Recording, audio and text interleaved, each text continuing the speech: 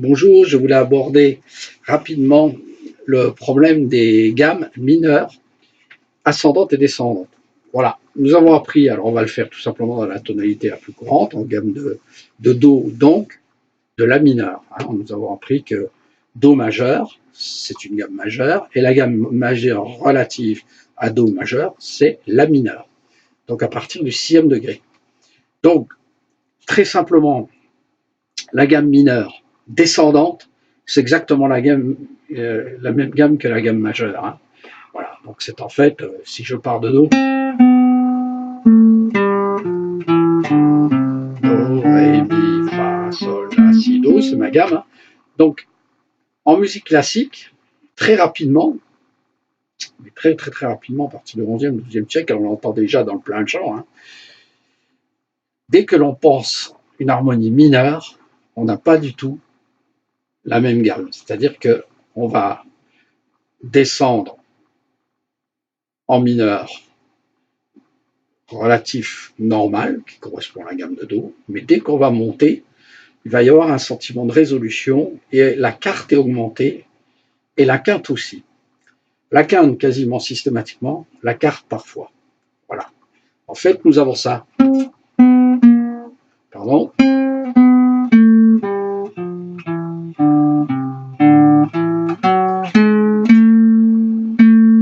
Voilà. Si on joue des mélodies ça.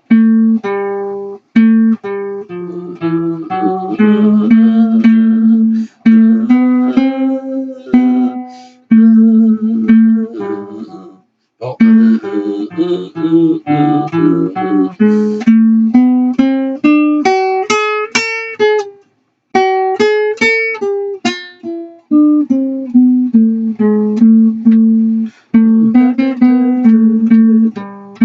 Vous voyez, là, c'est faux, parce que j'ai fait un sol. Avant de résoudre, j'ai un fa dièse, un sol dièse. Là, c'est faux si je vais en descendant, vous voyez. Ouais, c'est faux si je fais un fa dièse. Par contre, j'ai bien fait le sol. Vous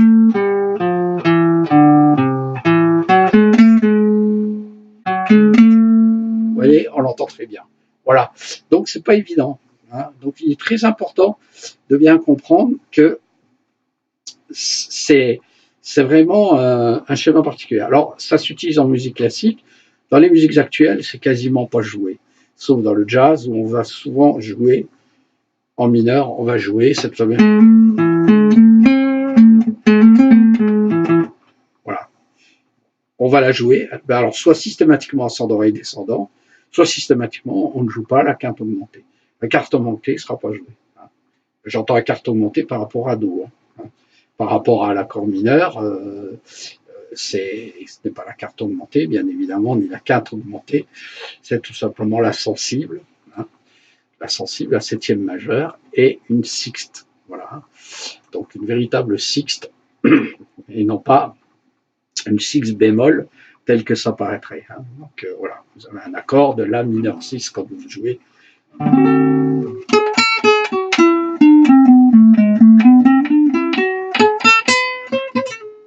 Voilà. Et là, ça correspond à un mode qui s'appelle le mode mineur mélodique, qui nous vient d'Europe centrale. Voilà. Lorsqu'on n'augmente pas la sixte, quand on a une sixte bémol, mais par contre on a une septième majeure,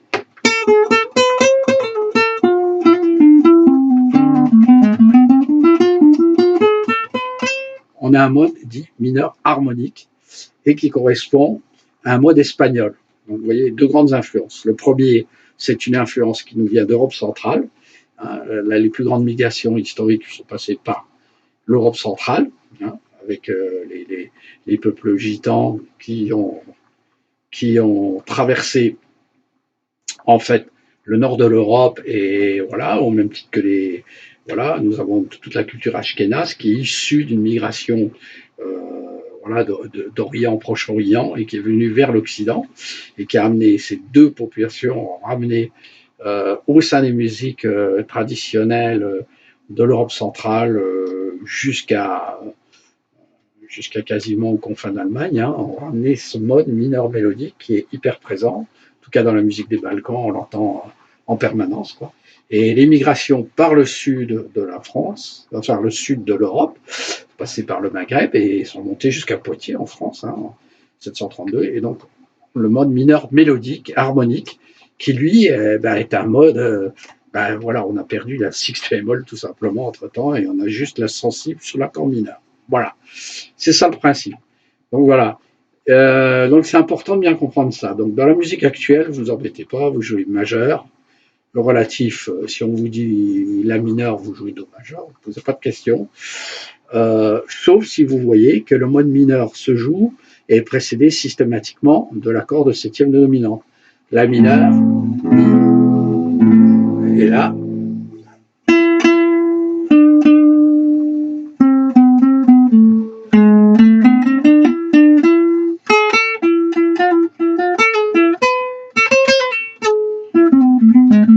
voilà, vous voyez, là, je rentre la septième majeure dans mon plan, tout simplement. Voilà, quoi dire dessus? Alors oui, si vous jouez de la musique espagnole, forcément, vous jouez ce mode-là. Et ce qu'il faut absolument faire pour que ça sonne, c'est vraiment jouer avec des effets. Si on prend la cadence espagnole à 1 heure,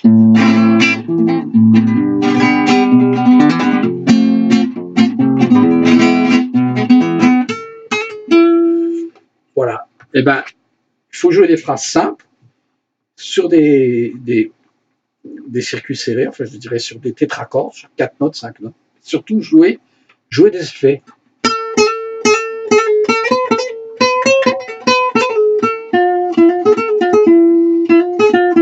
Vous voyez, des legatos.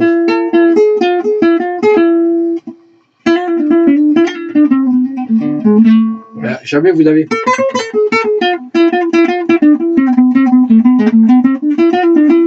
Vous voyez, voilà. Par contre, vous avez.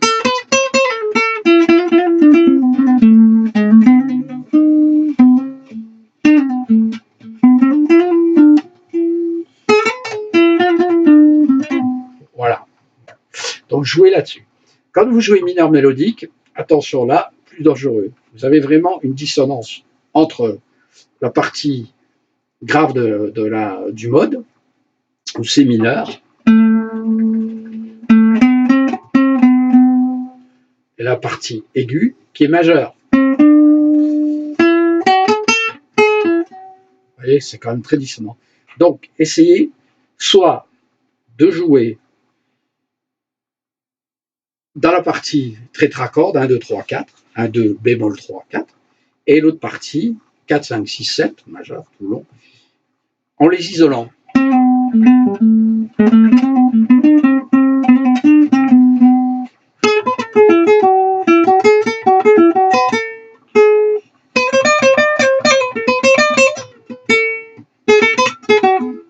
Vous voyez, je les isole. Voilà, c'est ce que vous retrouvez dans les chants, voilà, les chants des Balkans, enfin la plupart des voilà, des chants, j'arrive plus à le dire, bon, enfin c'est pas très grave, dans les chorales en tout cas. Et une autre technique, la dernière, alors là je vous conseille de jouer, dans toutes circonstances, quels que soient les modes que vous jouez, si vous jouez des triades, c'est-à-dire vous sautez vos notes, vous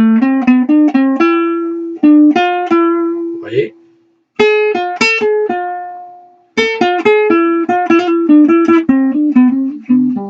ça passe très très bien. Ça, c'est le mode mineur harmonique. Dans le mode mineur mélodique, d'autant plus.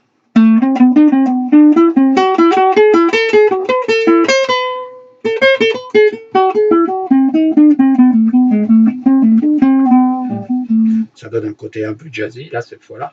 Mais en tout cas, vous jouez certainement plus à sécurité que de jouer des notes consécutives. Voilà. Donc, le principe, par triade, je saute une note, je reprends l'autre, je saute, je reprends l'autre.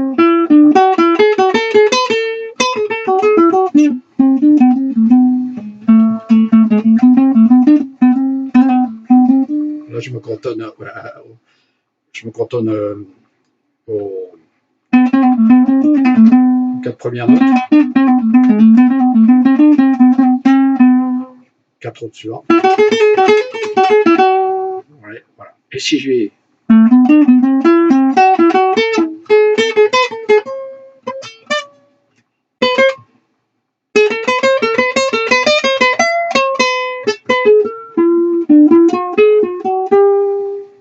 j'ai fait une petite approche chromatique. Voilà. Ben, bon courage, en tout cas, sur ces modes mineurs, pour comprendre un petit peu comment les faire sonner. En tout cas, je vous en ai donné une bonne définition, je pense, pour le moment. Voilà. Merci. Bon courage.